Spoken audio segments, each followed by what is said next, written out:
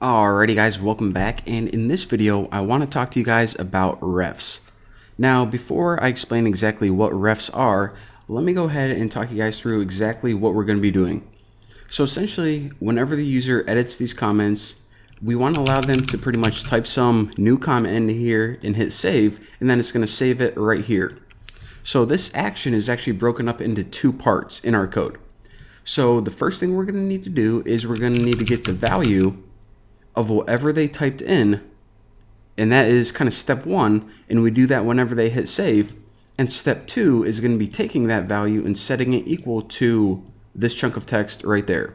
So in this tutorial, we're actually just going to take care of part number one, which is getting the value of whatever they typed in.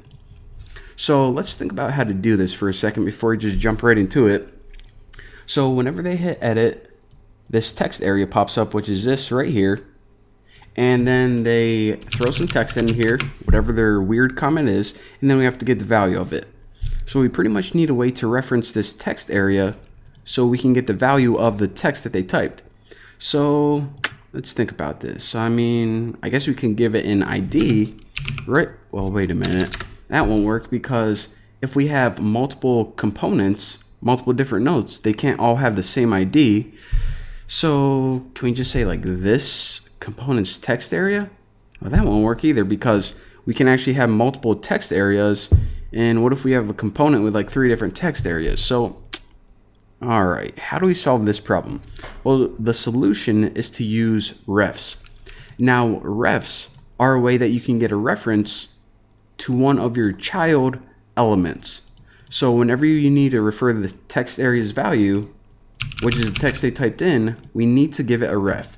So how do we do that? Well, right after text area, you add a new attribute called ref. Now you can give this anything you want, and I'll just say new text. So now when we refer to the new text ref, it knows that it's talking about this element right here.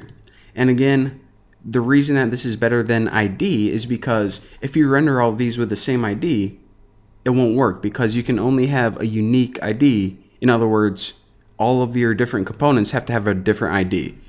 So now what we can do is, now that we have a way to reference it, let's go ahead and in our save function, let's actually utilize that. So what I'm going to be doing is whatever they typed in, I'm just going to be storing it in a variable, and I'm just going to name it VAL for value. So this is going to be equal to whatever text they typed in this example, and how do we get access to it? Well, we first need to say this dot refs dot new text.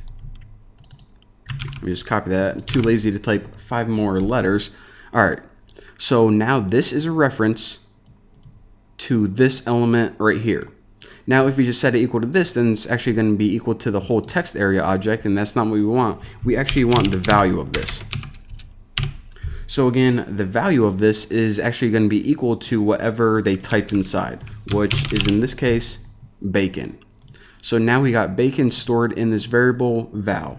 Now remember, I said eventually what we're going to want to do is set this equal to this text right here. But for this tutorial, since I just want to cover refs, let's just go ahead and log it out on the screen. So console log, and I might as well add new comment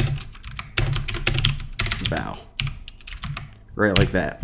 So whenever we hit save, what it's going to do is it's going to get the value of this, and then it's going to log out new comment bacon, new comment hey now, or whatever. So everything looks good. Let me refresh this. And all right, so I know you guys probably can't see in my console, but I'm going to hit edit, and then instead of hi, my name is Bucky, I'll say this equal to bacon smakin', and then I'll hit save, and then it logs out new comment bacon smakin'. Actually, it looks like smacking, but whatevs, yo. All right, so that sums up what I wanted to cover in this tutorial, and that is whenever we need a reference to one of the child elements that get rendered out, instead of giving it an ID, we can give it a ref. And then in our code, whenever we want to refer to that element, we just call this refs, and then whatever we named that ref. And then we can do whatever we want with it. In this case, we got the value of whatever the user typed in to the text area and logged it out in the console. So yeah, there's part 1 to saving these comments, and part 2 is a little bit more tricky, but we'll get there. So thank you guys for watching. I will smell you later.